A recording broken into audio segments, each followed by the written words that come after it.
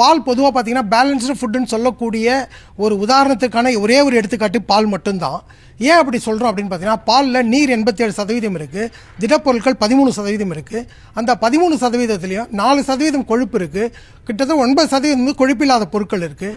இந்த 9%த்தில் பார்த்தீங்கன்னா 3.5% புரதச்சத்து இருக்குது, 4.7% சர்க்கரை சத்து இருக்குது. குறிப்பாக லாக்டோஸ்ன்ற சர்க்கரை இருக்கக்கூடிய ஒரே ஒரு பொருள் பால் மட்டும்தான்.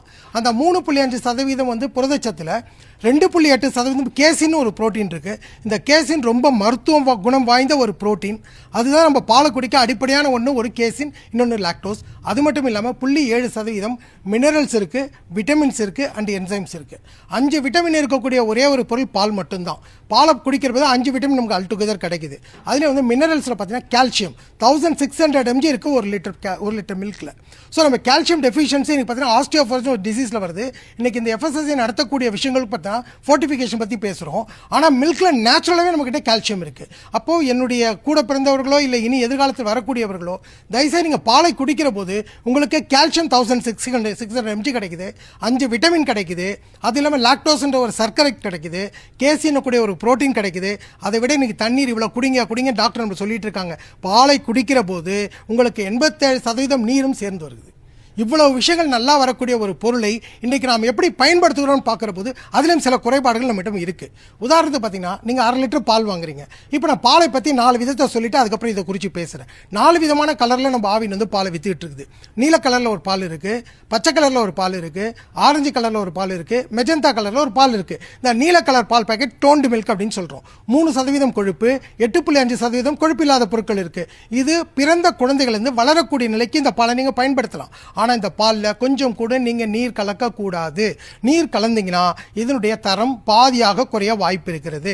நம்முடைய வீடுகளில் நம்ம செய்யக்கூடிய மிகப்பெரிய தவறு, ஒரு பால் பாக்கெட்டை வாங்கி அதை 1/2 லிட்டர் தண்ணியை ஊற்றக்கூடிய ஒரு அவல நிலையில் நம்ம இருக்கிறோம். தயவுசெய்து என்னுடைய மக்களே, இந்த பாலில் தண்ணி நீங்கள் தயவுசெய்து கலக்காதீர்கள். அதில் இருக்கிறதே 87% தண்ணி தான். மீண்டும் அதில் நீரை கலக்கிற போது அந்த புரதச்சத்து, கொழுப்பு சத்து, சர்க்கரை சத்து எல்லாம் பாதியாக குறைந்துவிடக்கூடிய நிலை இருக்கிறது. ஆகவே பாலில் நீரை கலக்காதீர்கள். பால் கவரை கழுவி பால் பத்திரத்தில் ஊற்றாதீர்கள். 2வது. அடுத்தது பச்சை கலர் பாக்கெட் ஸ்டாண்டர்டைஸ்டு மில்க்னு பேர். இது வளர்கின்ற குழந்தைகள், அடல்ட், நம்ம காலேஜில் ஸ்கூலில் படிக்கக்கூடிய நம்ம பிள்ளைங்களை கொடுங்க. உங்கள் குழந்தைகளோட வளர்ச்சியை நீங்கள் கண்கூடாக பார்க்க முடியும். இதில் நீர் கலக்காதீங்க. இதனுடைய எனர்ஜி லெவல் நீல கலரை விட கொஞ்சம் அதிகமாக இருக்கும். அடுத்தது வயதானவர்களுக்கு டபுள் டோன்டு மில்க் அப்படின்னு சொல்லக்கூடிய மெஜந்தா கலர் ஒரு பால் பேக்கெட் இருக்குது. அதில் 1.5% கொழுப்பு இருக்குது, 9% கொழுப்பில்லாத பொருட்கள் இருக்குது. இது வயதானவர்களுக்கு கொழுப்பை குறைத்து கொழுப்பில்லாத பிற பொருட்களை உயர்த்தி அரசாங்கம் உங்களுக்காக வழங்கிட்டு இருக்குது. அடுத்தது ஃபுல் கிரீம் மில்க் ஒரு வீட்டில் விசேஷம், தயிர் போடணும், இல்லை ஸ்வீட் செய்யணும், ரொம்ப பேர் இருக்காங்கன்னா அந்த நேரத்தில் அந்த பால் பேக்கெட்டை நீங்கள் பயன்படுத்தி கொள்ளுங்கள். இது ஆவினுடைய வரைபாடு கிடையாது. இந்தியா முழுக்க எஃப்எஸ்எஸ்ஐ வழிகாட்டுதலின்படி இந்த 4 பால்கள் இந்தியா முழுக்க எல்லா இடங்களும் கிடைக்கக்கூடிய ஒரு பால். இது பாலில் தண்ணி கலக்காதுகள்ன்ற ஒரு விவரத்தை சொல்லிட்டேன். 2வது, பாலை காய்ச்சிக்கிற போது மீண்டும் நம்ம ஒரு தவறை பண்ணிட்டு இருக்கிறோம். அந்த காலகட்டங்கள்லேருந்து மாடுல பாலை கறந்தாங்க, அந்த பாலை கொதிக்க வச்சு குடித்தாங்க.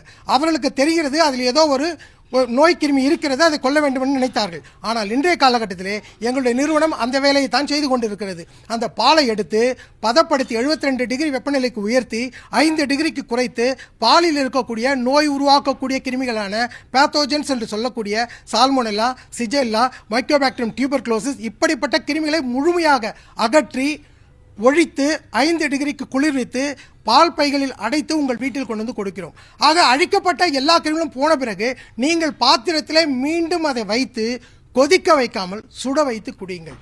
கொதிக்க வைப்பதற்கும் சுட வைப்பதற்குமான முக்கியமான வித்தியாசம் என்னவென்றால், கொதிக்க வைக்கிற போது 100 டிகிரி அது அடைகிறது. அப்பொழுது பாலில் உள்ள புரோட்டீன் மற்றும் சர்க்கரை சத்துக்கள் பாத்திரத்திலே ஒட்டிக்கொள்ளக்கூடிய அவல நிலை ஏற்பட்டு கொண்டிருக்கிறது. நீங்கள் பால் காய்ச்ச பின்பு உங்கள் பாத்திரத்தை பார்க்கிற போது அடியிலே பிரவுன் கலராக இருப்பது பாலினுடைய சர்க்கரை சத்து, பால் பாத்திரத்தின் பக்கவாட்டிலே ஒட்டி கொண்டிருப்பது பாலினுடைய புரதச்சத்து. காசை கொடுத்து வாங்கி புரதத்தையும் சர்க்கரையும் நம்ம பாத்திரத்தில் வீணாக்கினால் நமக்கு கிடைக்க வேண்டிய நற்பலன்கள் கிடைக்காமல் போகக்கூடிய வாய்ப்பு இருக்கிறது. ஆகவே பாலை கொதிக்க வைப்பதற்கு பதிலாக சுட வைத்து 40 டிகிரி நீங்கள் பாத்திரத்தின் பக்கவாட்டில் நீங்கள் கையை வைத்து பார்க்கிற போது வெத என்று இருக்கக்கூடிய நிலை வந்த பிறகு உங்களுடைய காஃபி பவுடரையோ இல்லை டீ பவுடரையோ ஹார்லிக்ஸோ போன்விட்டோ எதை வேண்டுமானாலும் கலங்கள். ஆனால் பாலின் குணம் கொஞ்சமும் குறையாது.